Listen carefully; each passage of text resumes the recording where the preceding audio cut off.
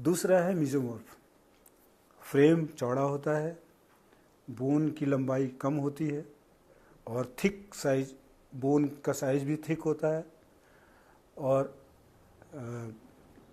Muscle details बहुत ज़्यादा ectomorph की तरह तो नहीं होती, लंबी लंबी पतली पतली नहीं, बहुत ज़्यादा नहीं होती हैं, पर मोटी मोटी होती हैं और सारे मसल्स होते हैं और एपियर होते हैं, एपियर हो सकते हैं।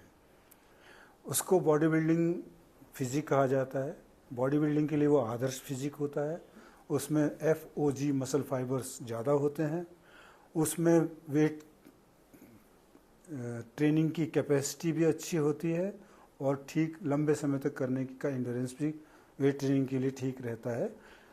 बहुत हाई स्पीड या लॉन्ग डिस्टेंस रनिंग की क्षमता उसमें नहीं होती है, उसे पैदा करने के लिए काफ़ी टाइम लगाना पड़ेगा उसे अपने डाइट पर ध्यान देना चाहिए और रेगुलर कार्डियो पर ध्यान देना चाहिए।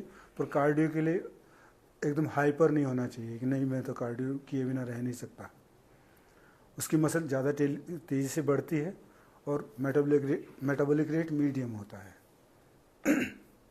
तीसरी टाइप होती है एंडोमॉर्फ। एंडोमॉर्फ में फ्रेम तो बड़ा होता है लेकिन स्ट्रक्चर गोल होता है। स्ट्रक्चर गोल का मतलब है कि मसल तो होंगी पर वो एपियर नहीं होती हैं।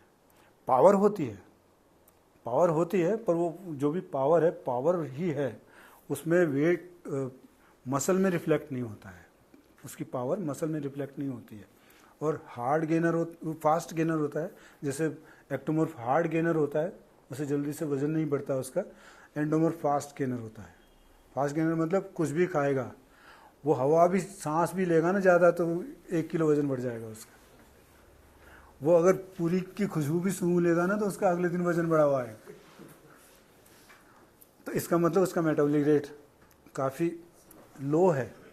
तो ऐसे व्यक्ति को एरोबिक एक्टिविटी ज़्यादा करनी चाहिए, वैरायटी में एक्सरसाइज ज़्यादा करनी चाहिए और लाइट वेट ट्रेनिंग, जैसे एक्टोमॉर्फ को थोड़ा हैवी ट्रेनिंग और ज़्यादा रेस्ट बिटवीन सेट के साथ कम वैरायटी की एक्सरसाइज में करना चाहिए। और मीजोमॉर्फ को सब कुछ अलाउ है, एंडोमॉर्फ को हैवी ट्रेनिंग अलाउ नहीं है।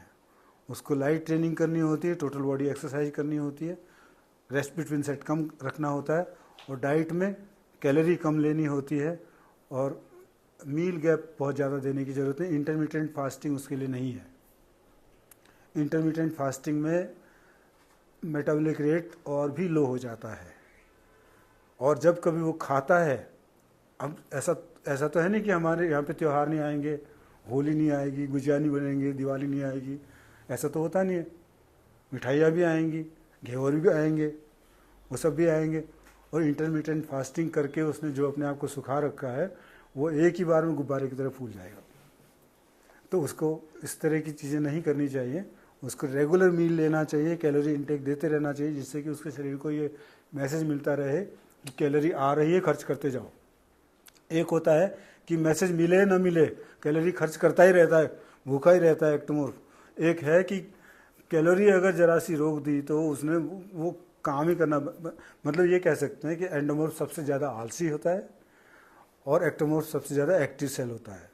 मीजोमॉर्फ बीच का होता है, वो बोलता है ना तो इधर ना उधर, भैया अपने मौज में रहो। तो इस तरह के बॉडी टाइप होते हैं। तो एंडोमॉर्फ को सतर्क रहना चाहिए, ज़्यादा फैटी चीज़ों से, ज़्यादा प्रोटीन वाली डाइट से बचना चाहिए, क्योंकि फैट और प्रोटीन इनडायरेक्ट फ्यूल हैं, ये स्टोर होने में देर नहीं लगाते हैं। तो कार्ब, प्रोटीन और फैट का एक रेशो होना चाहिए। फैट 10% से ज़्यादा नहीं होना चाहिए टोटल कैलोरी में, और प्रोटीन 25% से ज़्यादा नहीं होना चाहिए एंडोमॉर्फ के लिए, और बाकी कार्ब होना चाहिए, पर टोटल कैलोरी कम होनी चाहिए। टोटल कैलोरी जो एंडोमॉर्फ है उनको 25 कैलोरी पर केजी बॉडी वेट से ज़्यादा नहीं लेना चाहिए। एक्टोमॉर्फ को 45 कैलोरी पर केजी बॉडी वेट तक लेना चाहिए। और मीजोमॉर्फ को देखना चाहिए कि कंडीशन क्या है, उस हिसाब से वो 25 रखे, 15 रखे, 45 रखे, डिपेंड करता है कंडीशन क्या है। तो आज के लिए हम यहीं पर ख़त्म करते हैं। ये जो 3 टाइप के बॉडी टाइप बताए गए हैं, इसके अलावा 7 भी बताए गए, उसके अलावा भी और कुछ हो सकता है। हमें अपनी फिजिक को खुद समझना होता है, क्योंकि कोई भी 100% मीजोमॉर्फ नहीं होता, 100% एंडोमॉर्फ कोई नहीं होता, 100% एक्टोमॉर्फ कोई नहीं होता। सब में गुंजाइश होती है कि वो अपने आप को ट्रांसफॉर्म कर सके। तो ट्रांसफॉर्म करने के लिए हमें खुद की बॉडी टाइप को समझना है और उसको चेंज करने के लिए जो ज़रूरी है वो ऐसा करना है। ठीक है, तो